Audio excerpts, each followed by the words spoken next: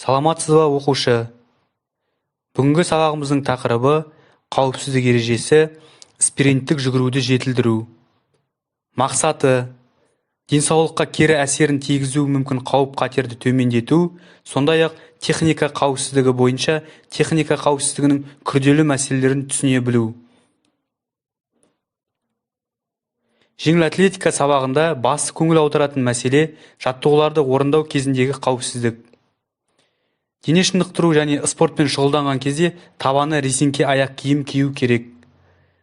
Қысқа қашықтыққа жүгіргенде тек қана өз жолымен жүгіру қажет. Жүгіріп келе жатып, кілт тоқтауға болмайды. Ойлы қырлы жерлері кездескен кедергілерді аспай-саспай өтуді есте сақтаған жөн. Жүгіру, секіру, лақтыру алаңдарын көлденең кесіп өтуге рұқсат етілмейді. Спорт құралдарын гранат, диск лақтырғанда лақтыру бағытында адамның болмауын қарап бақылап алу қажет. Ұзындыққа, биіктікке секірер алдында шұңқырдағы құмды майдалап қопсытып алу керек. Лақтырушының оң жағында тұруға, құралдарды рұқсатсыз алуға болмайды. Жауын-шашын күндері лақтыратын құралдар жабдықтарды мұқият сүртіп, құрғағаннан кейін пайдалану қажет. Оқушыларға алаңды сағат тіліне қарама-қарсы айналып, бір бағытта жүгіруге рұқсат етіледі. Ұзындыққа секіргенде алдыңғы секіруші секіретін шұңқырдан кеткеннен кейін ғана келесі балаға секіруге рұқсат етіледі.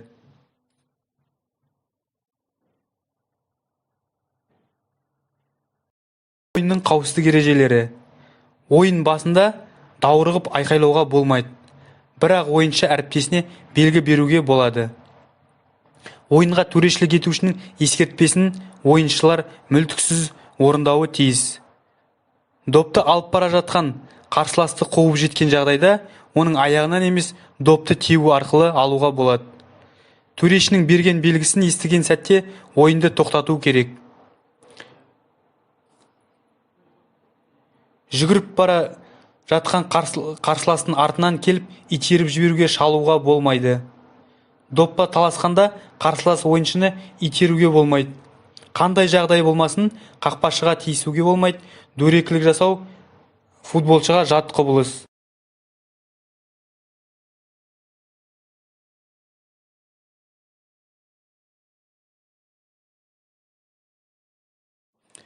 Оқушы, енді дене қыздыру жаттығуларын орындаймыз. Бір орында тұрып, 1 минут аралығында жүгіру. Қолдың, аяқтың үйлесімі бірдей болу керек. Бастаймыз. Қолды белімізге қоямыз, басымызды сол жаққа 4 рет, оң жаққа 4 рет айналдырамыз. Жаттығуды бастаймыз.